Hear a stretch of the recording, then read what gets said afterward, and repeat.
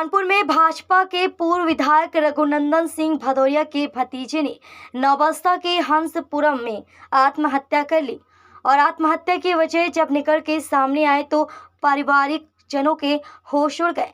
दरअसल आत्महत्या करने से पहले भतीजे ने आरोप लगाया था कि उसकी जमीन पर कब्जा हो गया और वह भूमाफियाओं से परेशान होकर यह कदम उठा रहे हैं। इस मामले में युवक के पिता ने जमीन कब्जाने वालों के खिलाफ मानसिक रूप से प्रताड़ित करने का आरोप लगाकर थाने में तहरीर दी। दरअसल पूरा मामला नौबस्ता के हंसपुरम के रहने वाले 42 वर्षीय नारायण सिंह का है, जो ईंट मौरंग के कारोबारी हैं। परिवार में पत्नी, बेटा और एक बेटी है। नारायण के चाचा पूर्व विधायक रघुनंदन सिंह भदौरिया अपने कारोबार के साथ ही जमीन खरीदकर प्लाटिंग करके बेचता था। कुछ समय पहले उसने करीब 35 लाख रुपए का कर्ज लेकर बिनगवा गांव में जमीन खरीदी थी। इसमें 50 वर्ग मीटर के 2 मकान बनाए थे। तीसरा मकान बनाने की तैयारी कर रहा था, तभी क्षेत्र के कुछ लोगों ने उसके निर्माण हुए मकान की जमीन को अपना बताकर धमकाने लगे और दोनों पक्षों में बैठकर कई बात हुई, लेकिन निष्कर्ष नहीं निकला। होली के दिन आरोपियों ने मकान में ताला डाल दिया। इससे वह काफी परेशान हो गया। उसमें आत्मघाती कदम को उठाकर आत्महत्या कर ली। इस पूरे मामले पर भाजपा के पूर्व विधायक ने अधिकारियों से तुरंत कार्रवाई करने की बात कही है और पुलिस ने रिपोर्ट दर्ज कर मामले में आरोपियों को तलाशने में जुट गई। एडीसीपी का कहना है कि मामले में कार्रवाई के आदेश दे दिए गए। जो भी दोषी है वह बख्शे नहीं जाएंगे। उनके भतीजा सही था, बढ़िया व्यापार कर रहा था। वो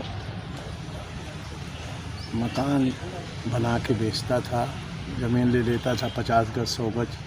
उसी में आप उसने 2-2.5 महीना पहले एक ज़मीन ली थी, जिसका उसने एक पूरा बना दिया था, एक अध बना था, दोनों बन रहे थे। इसके बाद एक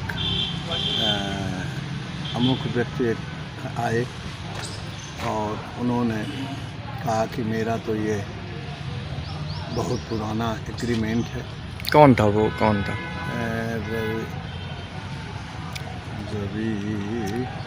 रविकांत पांडे जी। तो उन्होंने जब उस पर डाल लिया तो वो डिप्रेशन में आ गया। अभी शटरिंग वाला भी सवेरे आया था तो उसने कहा कि वो कह रहे थे भैया आज समझौता हमारा हो जाएगा, बात हो जाएगी, मेरा प्लाट है, हमने कागज आगज सब किए। लेकिन उन्होंने कल शाम को क्या हुआ, अब इन परिस्थितियों में कैसे क्या हुआ हम तो जानते नहीं। जैसा यहाँ लोगों ने बताया ये मामला, उसके एफआईआर भी काफ़ी थाने में दे दी गई है। अच्छा, नहीं कर्ज तो व्यापारिक है, 3 करोड़ मेरे ऊपर कर्ज है, व्यापारिक है, तो देता था। 30-32 लाख रुपया दिए थे, काम कर रहा था। उसके बाद ट्रैक्टर है, उसके पास सारा काम है, रोज़ का बिल्डिंग मटेरियल का काम है। अभी तक पुलिस की कार्रवाई क्या? पुलिस की कार्रवाई तो अभी हम अपने में फंसे रहे। किसी तरह से जो दुख का समय होता है तो उस दुख को समय निपटाते हुए पोस्टमार्टम हुई। पोस्टमार्टम के बाद आज गंगा में दाह संस्कार करके हम लोग आए हैं। पुलिस का देखते हैं क्या है। पुलिस ने कहा था कि भाई वो है, पुलिस को हमने रिपोर्ट दे दी थी, हमने कहा उसको देख लीजिए, अगर आपको ये जो सही है वही तो देंगे ना लिख के। वो भी आया था, जिसने इनको बेची थी वो भी आया था। अच्छा, जिस पे आरोप है क्या उसके विषय में कुछ जानते हैं आप? मैं कुछ नहीं जानता हूँ, भगवान साक्षी, वो मालूम भी नहीं है कौन है कौन नहीं है। वो ज़रूर आया था जिसकी ज़मीन, जिसने ज़मीन बेची है इनको, वो भी था।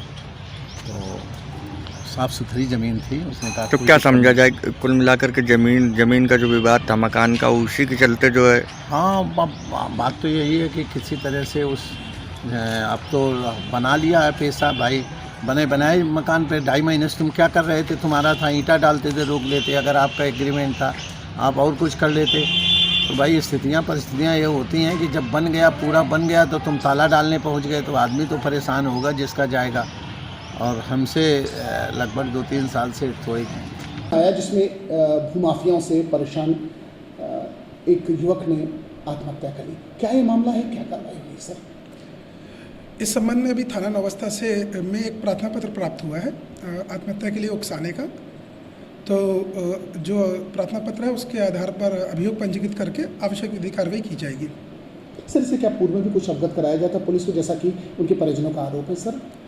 अभी तक की जो जानकारी हमें थाने से और अन्य माध्यम से जो मिली है उसके अनुसार ना तो थाने पे कोई प्रार्थना पत्र इस संबंध में कोई दिया गया था किसी तरह की परेशानी का, ना ही किसी उच्च अधिकारी के माध्यम से थाने पे कोई कार्रवाई के लिए कोई उनको आदेश प्राप्त हुआ था। तो फिर भी जांच कराई जाएगी, अगर कोई प्रार्थना पत्र मिला होगा और किसी की लैक्सिटी होगी तो उसमें विधिक कार्रवाई करी जाएगी उनके विरुद्ध।